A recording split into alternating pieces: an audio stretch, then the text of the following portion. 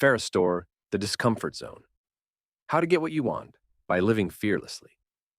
Have you ever pondered how different your life might be if fear weren't constantly holding you back? Imagine you had taken that acting class you passed up because it seemed impractical. Or picture yourself journeying solo to a destination you've always dreamed of.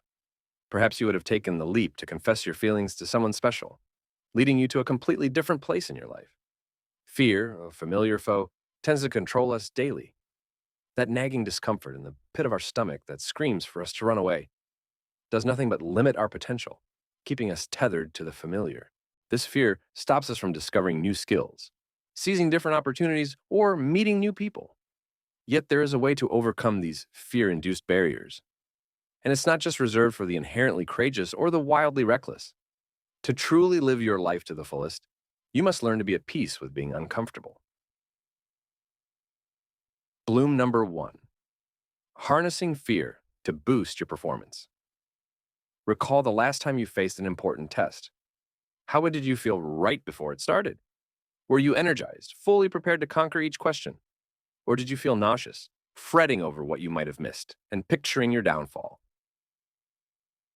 Everyone reacts differently to such stressors. While some thrive on the adrenaline rush from high-stakes situations, many of us succumb to panic, experiencing everything from dizziness to an urgent need to use the restroom. If this rings true for you, take heart. By reinterpreting your body's reactions to stress, you can switch from being anxious to assertive. The core idea here is that by altering our perception of fear, it can actually enhance our performance. Those who approach exams with confidence are experiencing what's known as a challenge state. Like their more nervous counterparts, their bodies also release adrenaline in response to stress, but instead of interpreting symptoms like sweaty palms and a rapid heartbeat as preludes to failure, they view them as preparations for victory. Envisioning success activates the brain's reward centers, reducing fear and boosting oxygen levels for quicker, more accurate decision-making. Fortunately, this challenge state is accessible to everyone. Before your next major event, spend time visualizing your success.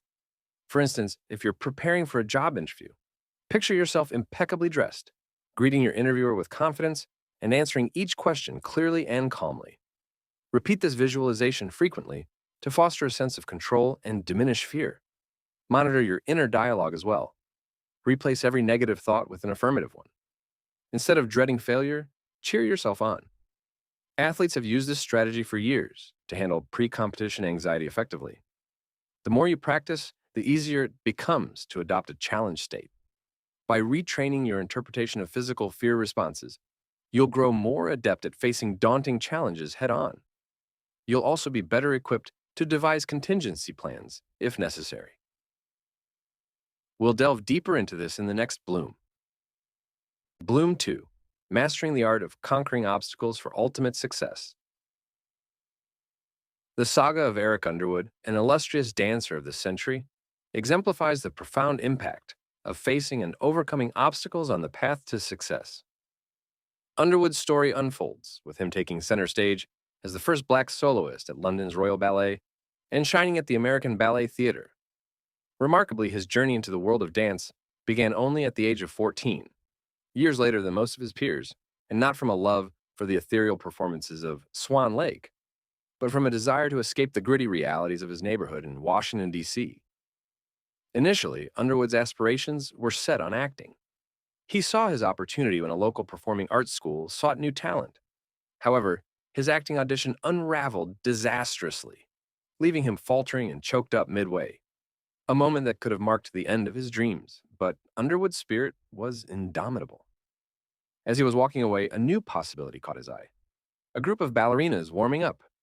Seizing the moment with fearless resolve, he approached the examiner, boldly claiming he could mimic any dance move shown, despite never having danced before. This audacious gamble paid off spectacularly, catapulting him into the school and setting him on a path to stardom. This narrative drives home a crucial lesson. Our success is intricately linked to how we confront the obstacles that life throws our way. Unlike those less tenacious, who might sidestep challenges, blame external factors, or create minor diversions to avoid true confrontation, recognizing our avoidance strategies is crucial for growth. Many retreat from challenges, stagnating in their comfort zones. Others might cast blame on external factors. For instance, Underwood could have easily faulted the audition panel for being too harsh or intimidating. Some set up trivial hurdles, claiming they lack necessary resources, such as not having PowerPoint for a critical presentation, thereby never stretching their true capacities. These tactics dilute our potential and prevent us from truly testing our mettle. By understanding and addressing our habitual reactions to challenges, we can transform our approach. Like Underwood, who turned a potentially crushing audition failure into a pivotal moment of opportunity, we too can learn to leverage our obstacles as catalysts for triumph. This mindset shift not only prepares us to face daunting challenges, but also empowers us to envision and execute creative solutions, ensuring that when faced with barriers, we're equipped to not just navigate, but to conquer and excel. Bloom 3, Embracing Transformation Through Trauma. On a fateful day, July 7th, 2005, Sajda Mughal found herself caught in an unforeseen delay. Her usual North London tube station was unexpectedly closed. This minor inconvenience led her to the next station, bustling with commuters. Typically, she traveled in the first carriage, but that day, the throng of people swept her into a middle carriage instead. Mere minutes later, a deafening explosion tore through the train. Darkness engulfed her as smoke filled the air. Mughal initially thought the train had derailed and feared her life was at its end. She later discovered that a suicide bomber had attacked, claiming 26 lives, most of whom were in her usual first carriage.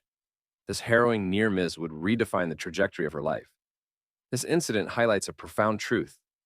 Processing trauma thoroughly can catalyze profound positive change. At some point, each of us will face traumatic experiences, whether it's the loss of a loved one, the dissolution of a significant relationship, or the shattering of a long-held dream. These moments can tear us apart and often carry a purely negative connotation. However, trauma's impact is multifaceted.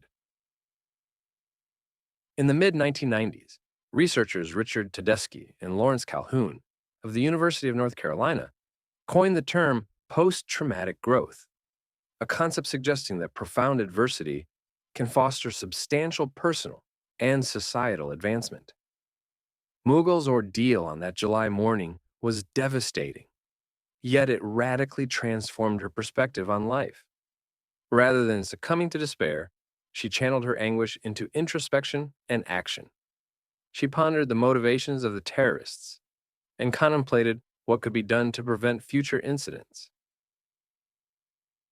This reflection gave rise to the Yan Trust, a charity engaging with youth on the brink of radicalization. Despite facing relentless opposition, including hate mail and death threats, Mughal remains steadfast, fueled by the meaningful impact of her work. Her story exemplifies how we too can approach our traumas. Begin by confronting and articulating the experience, whether through writing or discussion. This can be painful, but is often a crucial step in healing. Then, delve into understanding the broader reasons behind the traumatic event. Positioning personal experiences within a larger context can be enlightening and healing. Over time, such practices not only aid in processing trauma, but also promote a sense of peace and newfound purpose. By adopting these strategies, we can transform our deepest wounds into sources of strength and renewal. Bloom 4. Embracing imperfection to unleash our potential. The quest for perfection is a pervasive force in our lives, often intensified by social pressures. Whether we're stepping up for a karaoke song, confessing our feelings, or vying for a highly sought-after job, the innate desire to be admired and accepted is deeply ingrained in us, a relic from the times when our survival depended on our tribal connections and mutual reliance. However, in contemporary society, this pressure can be paralyzing. We find ourselves either striving relentlessly to meet an unattainable ideal, propagated by culture and social media, or shying away from new challenges out of fear of not being flawless. This fear inhibits us from exploring and realizing our true capabilities. To truly tap into our potential, we must relinquish the notion of perfection. How do we break free from the shackles of this socially imposed perfectionism? One effective strategy involves trusting in scientific insights. Psychological research has demonstrated that we significantly overestimate the frequency with which others think about us by about 50%. In reality, people are half as focused on you as you might assume because they are primarily absorbed with their own lives. This phenomenon, known as the spotlight effect, suggests that you could afford to be twice as bold or visible without attracting the scrutiny you fear. Another potent remedy for overcoming the need for social perfection is to embrace and own our fears. Rather than trying to suppress our anxieties or silence the internal negative dialogue by simply urging ourselves to get over it, which only compounds these fears and our own sense of inadequacy, a more constructive approach is to share these fears with someone trustworthy. When we open up about our anxieties, not only do we often find empathy and common ground, discovering that others have experienced similar feelings, but we might also gain a new perspective on our own concerns. For example, expressing apprehension about an upcoming presentation might lead a colleague to reassure you that you appear more composed and prepared than you feel. Such acts of sharing not only require courage, but also propel us into the challenge state, empowering us to confront and manage our fears more effectively. By allowing ourselves to be vulnerable and acknowledging our imperfections, we open up new pathways to growth and opportunity, moving closer to realizing our full potential without the constraints of needing to be perfect. Bloom 5. Leveraging feedback for professional growth. When Patrick Doyle assumed the role of CEO at Domino's, he was met with a significant challenge. The pizza giant was efficient in delivery, but was failing in flavor.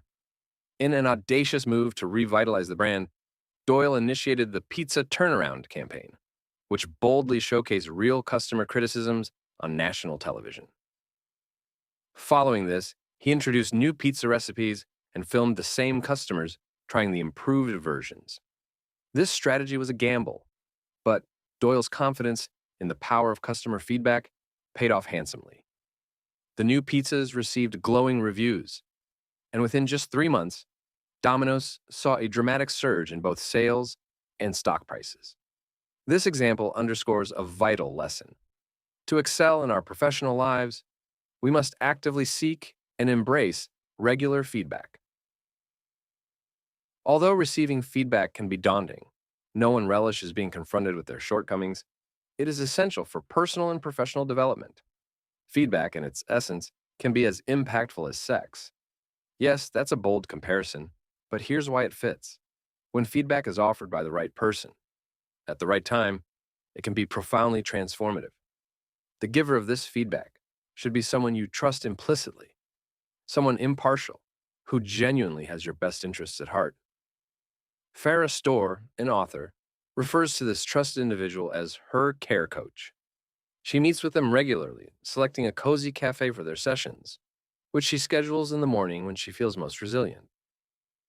Creating a comfortable setting is crucial because even well-intentioned criticism can be easily misunderstood if we are tired or stressed. To establish such a relationship, find someone who knows you both personally and professionally. This coaching relationship should be intimate, requiring mutual comfort and respect. To ensure commitment, set a regular schedule for these meetings and come prepared with specific, targeted questions that delve deep into the areas you wish to improve. For example, instead of broadly asking about your leadership, inquire whether your approach in giving criticism might be too harsh. Consider sending these questions ahead of your meeting, giving your coach ample time to reflect. Remember, providing feedback can be as challenging as receiving it, so always express your appreciation for your coach's insights and efforts. Small gestures like gifting flowers or a bottle of wine can show your gratitude for their invaluable contribution to your journey towards achieving your professional goals. Bloom 6. How constraints ignite creative fire. Even titans of cinema like Steven Spielberg face daunting challenges. During the filming of the iconic movie Jaws, Spielberg encountered a major setback. The mechanical shark intended to terrorize audiences malfunctioned, and repairs would take weeks. At just 25 years old, the young director couldn't afford the delay. His ingenious solution? He crafted a scene where a baited tire races across the water, leading to a pier's dramatic collapse and a fisherman's narrow escape from unseen underwater dangers. This scene, devoid of the actual shark, became one of the most chilling in film history, instilling a lasting fear of the ocean in many viewers. This narrative perfectly illustrates the central message. Uncomfortable constraints can greatly enhance creativity. History is replete with artists and innovators who turned limitations into groundbreaking work. The Impressionists, for instance, revolutionized painting with their distinctive short brushstrokes. Dogma filmmakers, adhering to strict rules like using only handheld cameras, brought a raw authenticity to their movies. Similarly, commercial giants like Apple embraced constraints. The company developed and released the iPod within a mere 8 months to meet the holiday season rush. Even the creation of Tinder, now a ubiquitous dating app, was a product of extreme time constraints. It was developed by a small team in just 23 days. These examples underscore a broader principle that having too much freedom can actually stifle creativity. Studies from the University of Amsterdam support this, showing that constraints heighten our perceptual and conceptual scopes, enhancing big picture thinking and idea generation. Moreover, these limitations increase our engagement levels, making us more committed to seeing a project through even when it becomes challenging. For anyone looking to revive a faltering project, introducing constraints can be a powerful strategy. Tighten your deadlines, pare down your resources, or set strict project parameters. These restrictions force you to rely on your instincts and push forward decisively.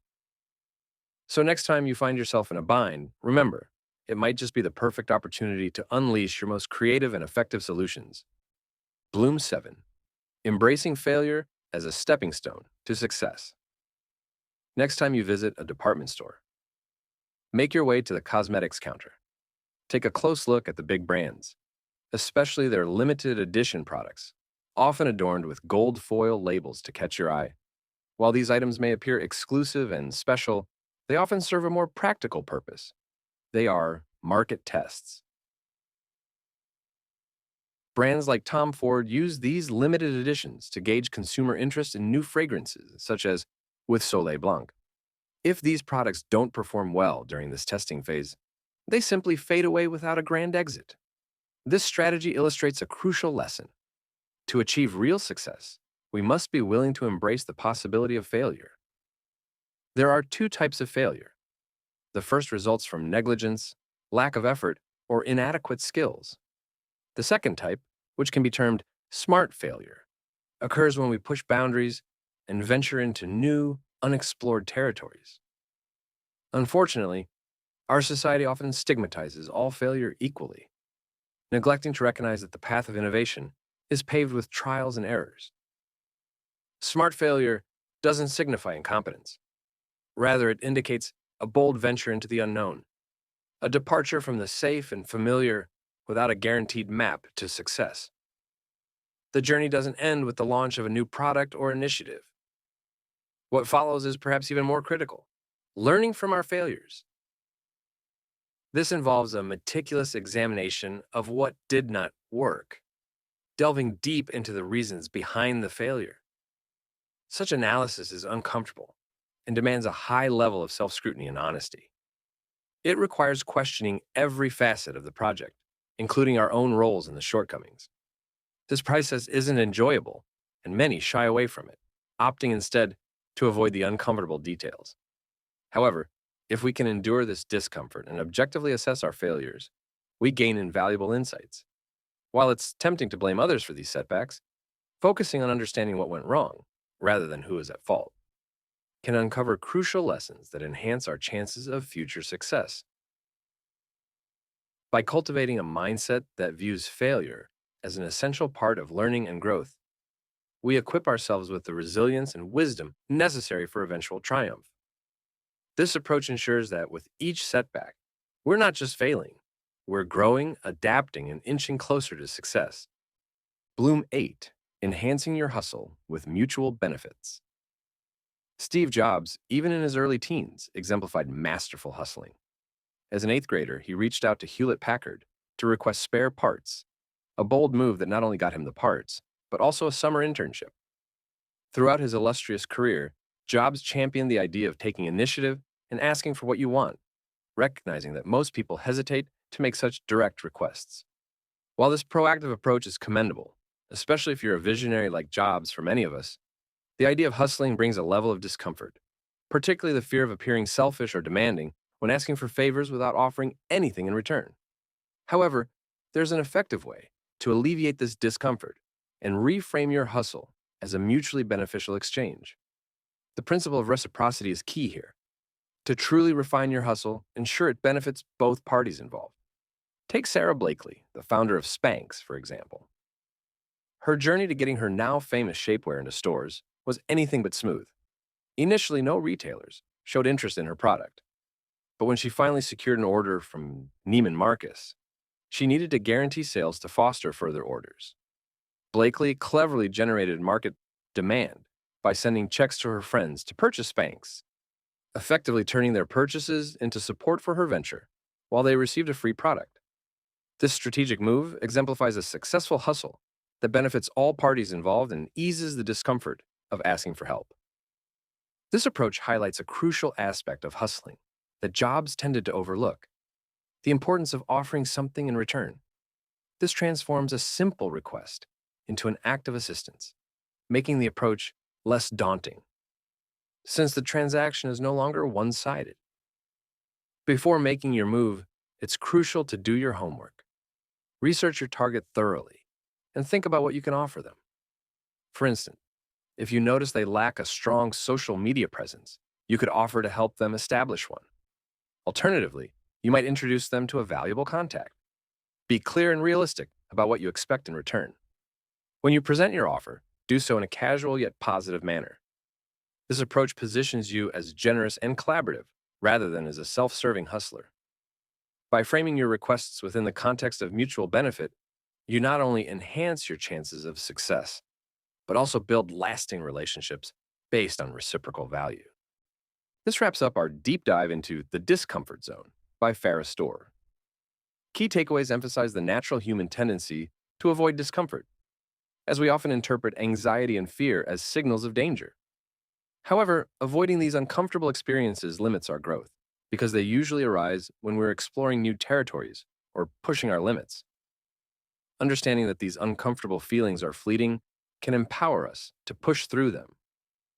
Beyond this temporary discomfort lies the opportunity for substantial personal growth, exhilaration, and the realization of our full potential. To effectively manage these brief moments of discomfort, or BMDs, you can employ a simple 3-step method. Acknowledge your fear.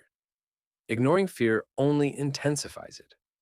Recognize it, and you'll start to diminish its power. Create comfort in the moment. Implement strategies to reduce immediate discomfort.